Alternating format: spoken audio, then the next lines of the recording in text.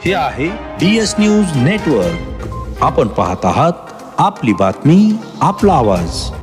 नमस्कार, मी दिनकर शिंदे. आपण पाहता DS न्यूज.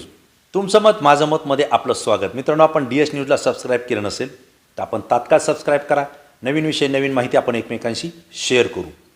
मित्रांनो, 1 महिन्यापूर्वी DS न्यूज चॅनलने एक बातमी दाखवली होती आणि ती अशी दाखवली होती की मंत्रिमंडळ विस्तार की आमदारांना पुन्हा एकदा गाजर. आणि आज 1 महिना कंप्लीट उलटून गेलेला आहे.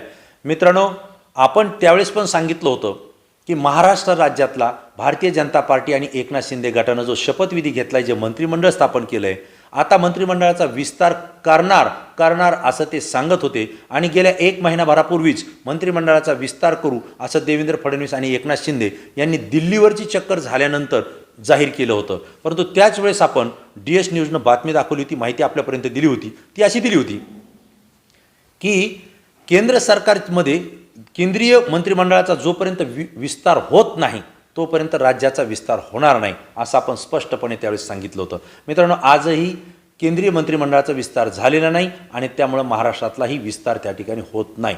दुसरा एक मुद्दा आपण असं सांगितलं होतं की जे काही शिंदे गटाचे, एकनाथ शिंदे गटाचे आणि भारतीय जनता पार्टीचे आमदार गुडघ्याला बाशिंग बांधून मंत्रिमंडळाची आपल्याला संधी मिळेल अशी वाट बघतायत, त्यांना आणखीन एक झटका मिळणार आहे. कारण राज्यामध्ये राजकीय घडामोडी घडत असून राष्ट्रवादी काँग्रेसचा एक गट भारतीय जनता पार्टीसोबत येण्यास इच्छुक आहे.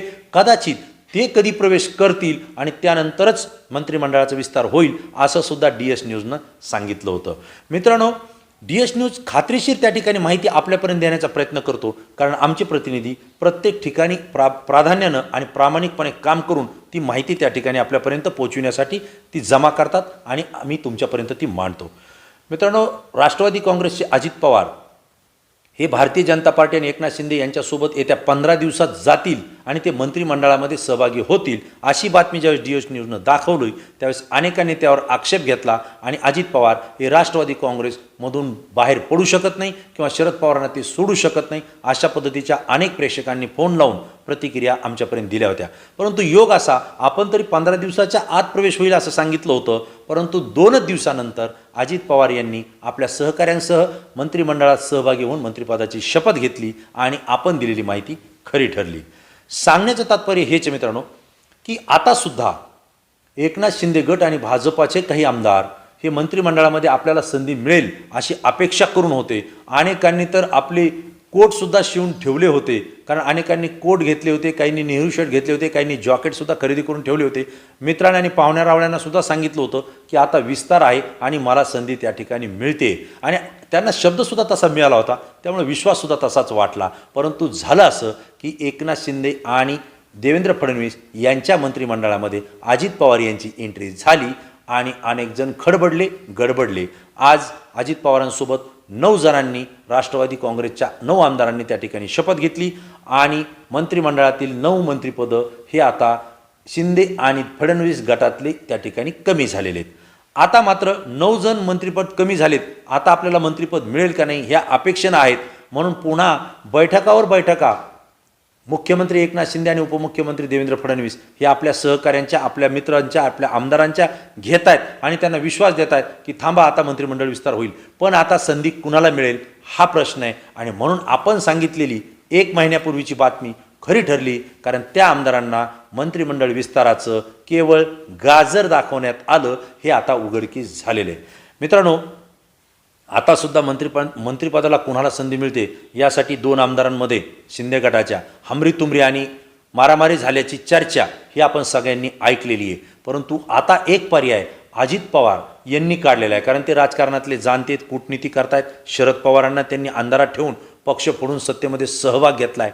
त्यामुळे त्यांनी एक त्याच्यामध्ये आयडिया काढलेली आहे, एक कल्पना सुचवली आहे आणि ती कल्पना अशी सुचवली आहे जी आपल्या कानावर येते. देवेंद्र फडणवीस आणि अजित पवार हे आता दोन्ही उपमुख्यमंत्री आहेत आणि हे दोघंजण चर्चा करून असं ठरवत आहेत की ज्या लोकांना आपल्याला मंत्रिपद देता येईल त्यांना मंत्रिपद देऊ किंवा ज्यांना देता येत नसेल त्यांना आपण त्यांच्या मतदारसंघामध्ये 100 कोटी रुपयांचा निधी कसा देता येईल यासाठी आपण प्रयत्न करू.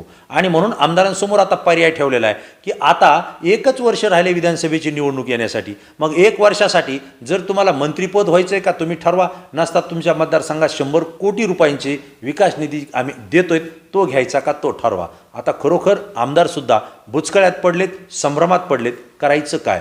कारण मंत्रिपद घेतलं तर फक्त नावाला शिक्का राहणार आहे की मी मंत्री आहे. कारण मंत्रिपदाचा कार्यकाल समजण्यात 3-4 महिने निघून जातील आणि पुन्हा निवडणुका लवकर येतील. त्यावेळेस आपण निधी खर्च करायचा कसा आणि काम करायचं कसं एवढाच समोर आहे. परंतु जर निधी आज 100 कोटी मिळाला तर मतदारसंघामध्ये आपण अधिक कामं करू शकू. त्यामुळे आपली लोकप्रियता वाढेल आणि पुन्हा आपल्याला निवडणुकीला सामोरं जाताना सोयीस्कर होईल. अशा पद्धतीनं हे आमदार ज्यांना मंत्रिपद पाहिजे होतं ते आता संभ्रमात पडलेले आपल्याला पाहायला मिळत आहेत. मित्रांनो, या सगळ्या घटना आता महाराष्ट्रातली जनता खूप जाणती.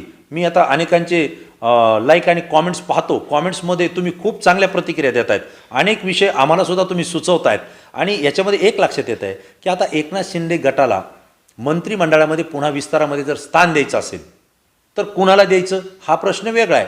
परंतु जर राहुल नार्वेकर यांनी सुप्रीम कोर्टाच्या आलेल्या निकालानुसार जर निर्णय घ्यायचं ठरवलं किंवा तसा जर एखादा निर्णय एकनाथ शिंदे गटाच्या विरोधात गेला तर हे अनेक आमदार हे त्या ठिकाणी अपात्र ठरतायत.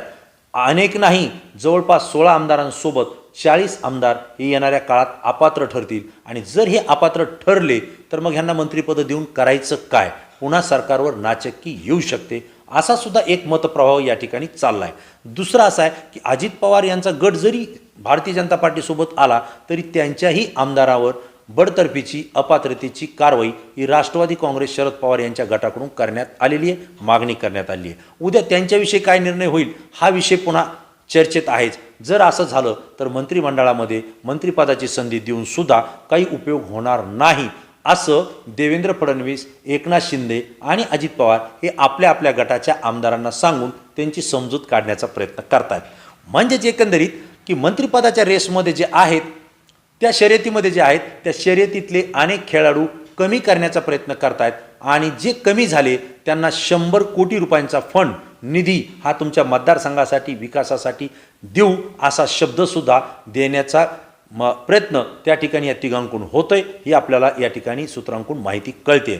म्हणजेच एकंदरीत काय तर आजही मंत्रिमंडळ विस्तार होत असताना तो कधी होईल हे सांगणं कठीण आहे. कारण दिलेले जे मंत्री आहेत त्यांनाच अद्याप खाते वाटप झालेला नाही. अगोदर त्यांचे खाते वाटप करायची का मंत्रिमंडळ विस्तार करायचा हा सुद्धा एक प्रश्न या ठिकाणी आहे. शिवसेना एकनाथ शिंदे गटाची इच्छा आहे की अगोदर त्यांचे मंत्रिपद त्यांची खाती जी आहेत ती अगोदर कंप्लीट करा आणि मग या ठिकाणी विस्तार करा ही मागणी आहे.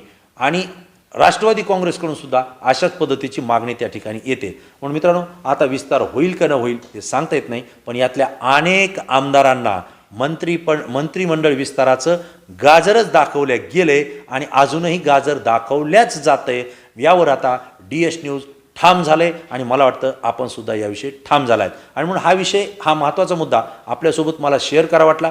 कारण आमदारांना मंत्री विस्तारामध्ये पुन्हा एकदा अनेक आमदारांना गाजरच मिळणार आहे असं माझं मत आहे. आपल्याला काय वाटतं आपण लाईक आणि कॉमेंट्स करून आपलं मत अवश्य द्या. तुमचं मत आणि तुमचे लाईक आमच्यासाठी अत्यंत महत्त्वाचे आहेत. नवीन विषय नवीन मुद्दा घेऊन आपल्यासमोर पुन्हा येईल. तोपर्यंत धन्यवाद.